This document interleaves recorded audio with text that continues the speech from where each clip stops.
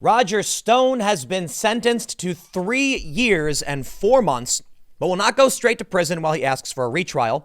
As federal judge rejects prosecutors' demand for 9 years, but savages Donald Trump for interfering and says Stone covered up for the president. So right now, many Trump supporters, conservatives, are calling for the immediate pardoning of Roger Stone. And the reason for it is that the lead juror, as many are claiming, may have lied on the initial questionnaire.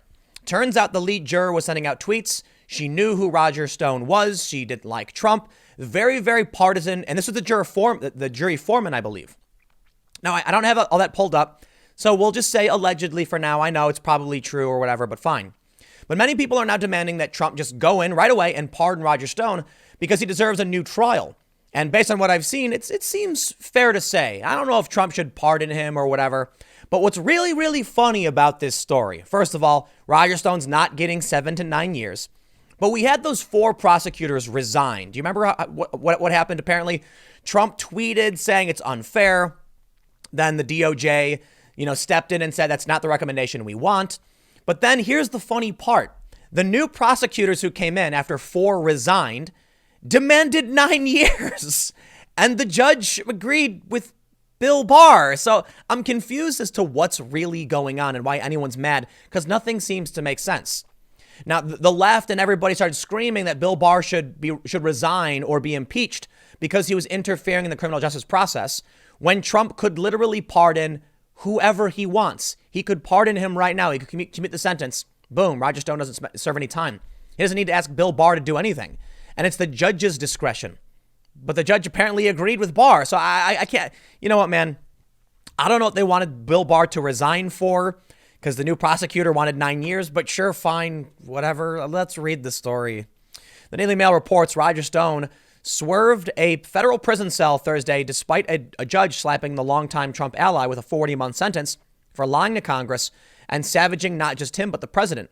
Stone was convicted last fall of lying to lawmakers over his efforts to procure stolen Democratic Party emails from WikiLeaks in 2016 to boost Donald Trump's chances of becoming president. The self-declared political dirty trickster was spared immediate incarceration Thursday, while U.S. District Judge Amy Berman Jackson decides whether or not to grant his request for a retrial. The sentence was far below the 9 years demanded by the prosecution before that was overruled in a political tumult and furious tweets by Trump. Trump will be able to paint that as a win, but Berman Jackson, an Obama appointee, went out of her way to say that she was not affected by the president. Stone himself had asked for probation. So, okay, I guess it wasn't the new prosecutor. That's what I had heard, that the new prosecutors were also, basically taking a hard line. But regardless, the judge still agreed with Barr anyway. Instead, she turned his sentencing hearing into a stunning rebuke, not just of Stone, but of the president himself, saying the prosecution was not brought by political enemies and that there was no anti-Trump cabal at the hear of the case. Yeah, but who was the lead juror? Are we going to talk about that? He was not prosecuted, as some have complained, for standing up for the president. He was prosecuted for covering up for the president. Covering up what? What did he cover up? Russiagate was nonsense. There was no definitive proof of anything. Nothing happened. So what did he cover up? That's kind of weird, isn't it?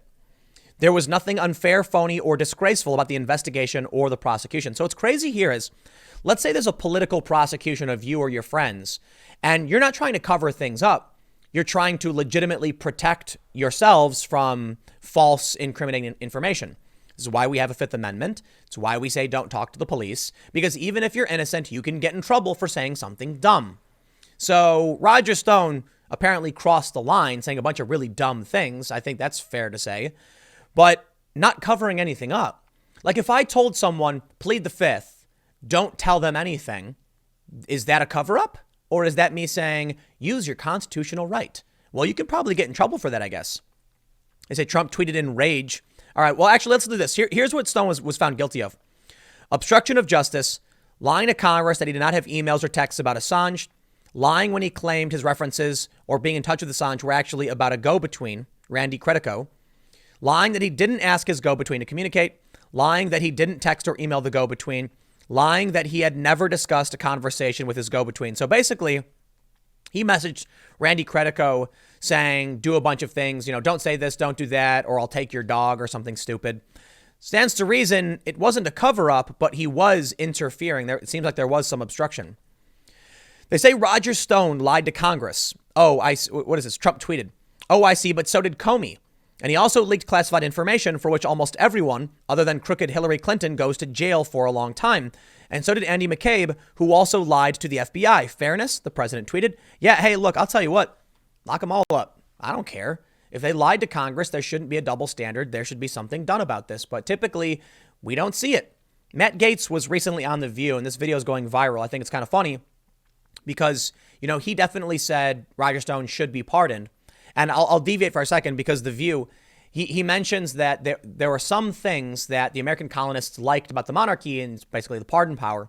And he goes on to reference, I believe, the Federalist Papers, where the general idea of the pardon power is to prevent an unchecked judicial system, which can start making crazy laws and locking people up for crazy reasons. The president can then go in and, pardon people. But he basically said there's a double standard. And he went off to list a ton of people who have lied or obstructed and have no punishment. So come on, man, you can't expect us as Americans to have faith in this system or to reasonably expect Roger Stone to serve prison time when so many people who did much, much worse won't go to prison. Hillary Clinton. She had her aides actually smashed phones with hammers. She did have staff delete emails after a subpoena was received. Nobody got in trouble for that. Look, I get it. If you want to say, like the argument put forward by the establishment is that Hillary Clinton didn't actually delete the emails. She had instructed emails to be purged a long time before the subpoena ever came in. But after the subpoena came in, someone who worked for the company where this, that had the server went and purged the emails. Shouldn't that guy go to prison or something or get in trouble, indicted? I don't know. Maybe not prison, but something, right? Because we all watched it happen and there was zero accountability. So what are we supposed to expect when Roger Stone gets the book thrown at him because he says stupid things, and maybe he should, but the other people don't? It's a clear double standard. And, a lot of people seem to think Bill Barr is this lackey for Trump. Oh, spare me, dude. How many people has Bill Barr arrested? There's been some arrests, some campaign weird stuff going on. But has he gone after any of these people for similar things? No, he lets them off. Let's read more. It was unknown whether Berman Jackson was aware of his latest intervention, but it came amid a case roiled by politics and mounting speculation Stone will be pardoned. Even before she spoke, prosecutors staged their own revolt against the president, calling the case righteous and demanding a lengthy prison sentence despite their initial call for 9 years being overruled by Bill Barr in one of the main acts of an unfolding constitutional crisis. Stone, 67, stood in silence as Jackson told a federal courtroom in Washington, D.C. that he should spend 40 months, 3 years and 4 months behind bars. She had savaged him in his sentencing remarks and rebuked the president himself, possibly for his tweet this morning, which was during the first part of her hearing. The case did not arise because Roger Stone was being prosecuted by his political enemies. I actually think that's not true. I think that is actually what happened. I'm not saying Roger Stone's innocent. I'm saying a lot of people commit crimes and nothing ever happens to them. So, yeah, it does seem like it was politically motivated what they were doing. She said Stone told flat out lies and that his conviction had nothing to do with whether Russia interfered in the 2016 election. Right.